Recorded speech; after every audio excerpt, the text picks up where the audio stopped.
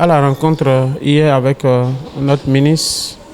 Elle nous a reçus sur instruction du chef de l'État pour nous voir par rapport, revenir sur le prix de 125, vendre le pain désormais à 125. Donc à cette rencontre, nous lui avions signifié que ce que nous avions pris la dernière fois comme décision, c'était pour toujours dans le cadre du respect de l'arrêté. Donc les 200 grammes, elle nous a instruit de revenir sur les 160 grammes que nous faisions avant, ce qui est vendu à 125. Donc elle nous a martelé que c'est sur instruction du chef de l'État qu'elle nous reçoit et que nous devons revenir sur le 160 grammes qui doit être vendu à 125 francs. Oui, hier, quand on a quitté la ministre, il est quand même de droit de revenir à la base. Donc nous avons demandé une assemblée générale extraordinaire encore pour ce matin, pour revoir ensemble avec les amis ce que la ministre a demandé. Et ce qui a été demandé par la ministre a eu des accompagnements. C'est d'ailleurs ça qui nous réjouit. Et le prix de la farine au niveau du Grand Moulin, nous l'obtiendrons désormais à 23 500. Et la ministre nous a facilité aussi l'achat groupé, c'est-à-dire en temps, chaque boulanger devait se rendre au Grand Moulin pour faire les achats. Donc maintenant, nous pouvons nous regrouper, d'accord, pour acheter en gros au niveau de l'usine.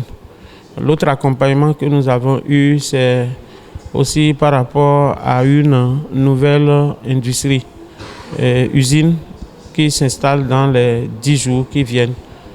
Et là encore, nous aurons à l'installation, l'usine pourra nous vendre encore moins cher la farine. En dehors de cet accompagnement, la ministre nous accompagne par rapport à ceux qui ne vont pas respecter désormais le prix de l'arrêté. C'est-à-dire, nous fabriquons dès aujourd'hui, je vais dire dès l'instant même, le pain de 160 grammes qui sera vendu à 112 francs à l'usine, 112 francs aussi aux bonnes dames, et le consommateur pourra l'acheter à 125 francs. Donc, nous observons souvent des brebis galeuses parmi nous qui font des prix fantaisistes. Donc, la ministre a demandé à nous donner, elle nous a donné un numéro vert, d'accord, qui va nous permettre désormais de dénoncer ceux qui vont se permettre de vendre de façon fantaisiste le pain. Parce que c'est le problème qui nous dérange souvent. Dès que les gens vendent le pain de façon fantaisiste, ça perturbe les autres camarades. Donc nous avons eu tous ces accompagnements-là et nous estimons que le gouvernement est en droite ligne avec ce que nous voudrions bien au niveau de l'association pour que chacun de nous on puisse se retrouver dans le renchérissement des coûts de nos matières premières. À l'endroit des consommateurs, je dirais de toujours nous soutenir parce que dès que nous avons pris la décision la dernière fois, beaucoup n'ont pas compris, mais nous avons monté encore au créneau pour expliquer que c'est le grammage qui a changé, ce n'est pas le prix. Mais comme le chef de l'État il est à l'écoute, il a trouvé juste de nous ramener aussi à l'ordre. Nous acceptons avec tous les accompagnements. Donc nous demandons maintenant aux consommateurs de toujours nous soutenir comme ils l'ont fait la dernière fois parce que nous les avons lus. Beaucoup ont soutenu que c'est effectivement le fait que les matières premières ont pris du coup. Et donc, il y en a qui n'ont pas soutenu parce que eux, ils veulent toujours qu'on aille vendre nos héritages au village pour venir leur vendre le pain ici. Donc, je leur dirais de toujours nous soutenir. ne sommes pas là pour les gruger. Au contraire, nous sommes là pour les accompagner. Et à l'endroit du gouvernement aussi, je dirais bravo parce que nous avons vu que le chef de l'État, il est vraiment à l'écoute, il nous a écoutés. Et l'accompagnement que nous avons eu, c'est ça qui nous a réconfortés. Et nous attendons encore beaucoup d'autres parce que le prix actuellement, ce n'est pas encore, on n'est pas encore au bout du tunnel. Il reste beaucoup. Si le prix de la farine peut revenir jusqu'à 17 000, nous serions vraiment contents du gouvernement. On était avec Madame la ministre et ce qui ressort, c'est que Madame la ministre nous a dit simplement que nous devons respecter l'arrêté de 2008. Et l'arrêté là nous donne deux grilles.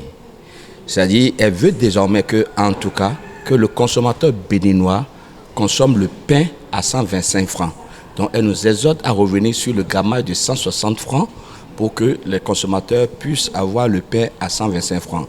Et nous sommes tout de suite d'accord, parce qu'on ne peut pas aller contre la souveraineté de l'État.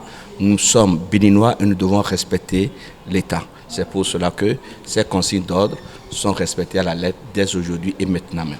Oui, c'est vrai que tout à l'heure, on était à une réunion extraordinaire entre les deux associations, à savoir l'association de l'Atlantique littoral et celle de Lomé Plateau.